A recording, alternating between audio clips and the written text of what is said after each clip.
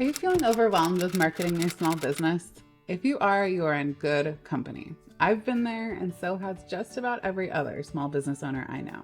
But there is a way through overwhelm, and in this video, I'm going to show you exactly what that is. Hi, I'm Lauren. I'm a marketing coach for small business owners, and someone who has personally struggled with overwhelm a lot. But it was only when I discovered a clear-cut system for beating overwhelm that I started to experience the results that I dreamed of. Because after all, doing is where the magic happens, and doing is the opposite of overwhelm. In this video, I'm going to share practical steps to conquer marketing overwhelm and move into action. Overwhelm can stop your business and your life in its tracks, but it doesn't have to.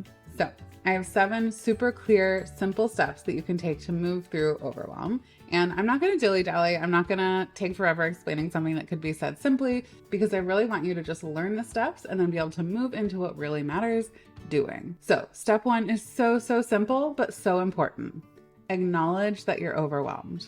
For me, overwhelm can be like a sneaky snowball rolling down a hill, just getting bigger and bigger the longer that I don't do anything about it and I keep ignoring it. But ignoring it doesn't help. So it's so important. Step 1, take a minute to acknowledge you're overwhelmed, accept it, and be ready to take some action about it. Tip 2, also so simple and easy to overlook, but so important. Tip 2 is to take a break. When I feel overwhelmed, I know that the last thing that I want to do is step away from my massive to-do list and the feeling that there is just so much to do and not possibly enough time to do it all. My thought is, shouldn't I just power through to try at least get some of this done? But this energy of overwhelm is really counterproductive. It has us focused on all the wrong things. We'll just end up spinning our wheels if we stay here. So take a break, go for a walk, take a day off if you can. Just give yourself some space from that overwhelmed feeling, take care of yourself, and then move on to step 3. Step 3 is to do one of my favorite things ever, and that is a brain dump. So here's how to do it. Get out a pen and paper, and I like physically doing this by hand rather than typing it on my computer because it just feels better that way. But if you want to type, I'm not going to stop you. So get out your pen and paper or your computer, set a timer for 10 minutes, and just write everything that's on your mind, everything that's stressing you out, everything that you feel like you have to do. Don't separate personal life, business life, work life, don't try to compartmentalize by the different parts of your life. Just anything that's weighing on you and stressing you out, put that on paper.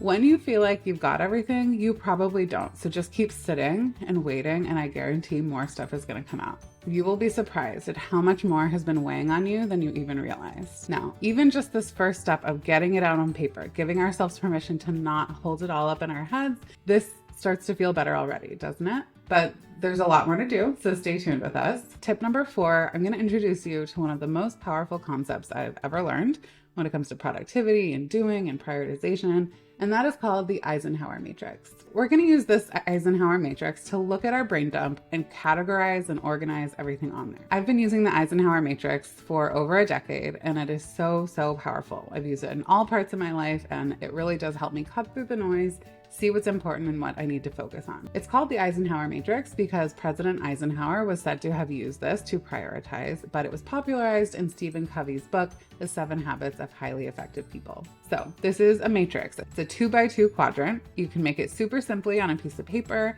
by just drawing a line down the page and across the page so that you have 4 boxes. You're going to label the column on the left-hand side urgent and the column on the right-hand side not urgent.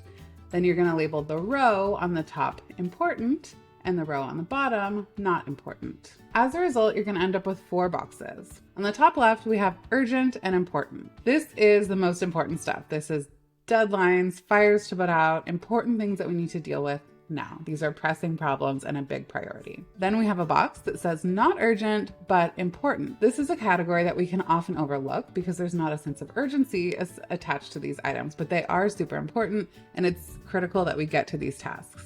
Things in this category tend to be planning, strategic work, relationship building. Again, things that aren't urgent, but really do matter and could make a difference in our business. Then we have a category for things that feel urgent, but are not actually important.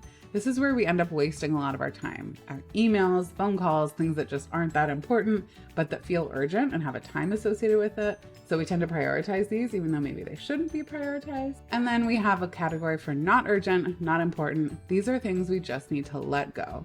Either delegate if we really feel like it, or just get rid of these tasks altogether. So at this point, your job is to put every single thing in your brain dump into one of these categories. So for every task on your brain dump, ask yourself, is this important? Is this urgent? And depending on where each thing falls, literally put it in one of these 4 quadrants. After you've categorized everything, this is what you're going to end up with. Everything will be in one of these 4 quadrants. In the box that says urgent and important, items in this quadrant are your top priority. This is your focus right now. These are the things that you actually should be doing first. Now let's move on to the tasks that are not urgent but still important. Now this is where the magic of the system really comes in, because it doesn't let us forever delay things that are not urgent even though they are important. So when you look at everything in this box, things that are not urgent but are important, everything in this box needs to be scheduled into your calendar. So right now, go into your calendar, ask yourself how much each task is going to take you, and block that time sometime into your calendar so you know it's going to get done. Now, tasks that are urgent but not important. These things can tend to be distractions, and often these things aren't just actually that important. So wherever you can, delete these tasks or delegate them to someone else, or just delay. Finally, tasks that are not urgent and not important, whenever possible, just remove these from your to-do list altogether. Make the decision not to do it. See, feels lighter already.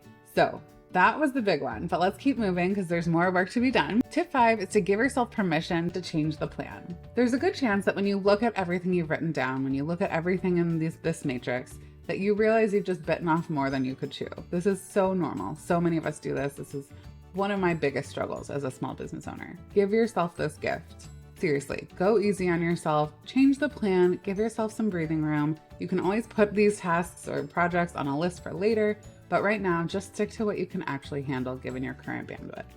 Tip number 6 is to move into action. So now that we've gone through our list, we've removed anything that doesn't need to be there. We've prioritized. We have our list of items we need to tackle right now. That's the urgent and important.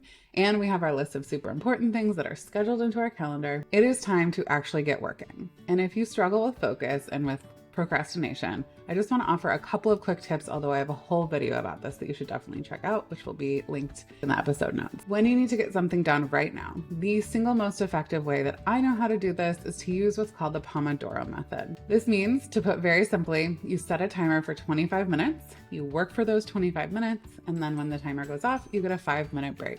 Then you repeat the cycle over and over again. This works because 25 minutes just isn't that long. We can work for 25 minutes, but what happens is we often find ourselves getting in the flow, and once you get started, it's a lot easier to just keep going. I personally combine this with a tool called Focus at Will, although there are other options, where I'm using scientifically optimized music and sounds that I listen to on my headphones and keep me in the zone when I'm working.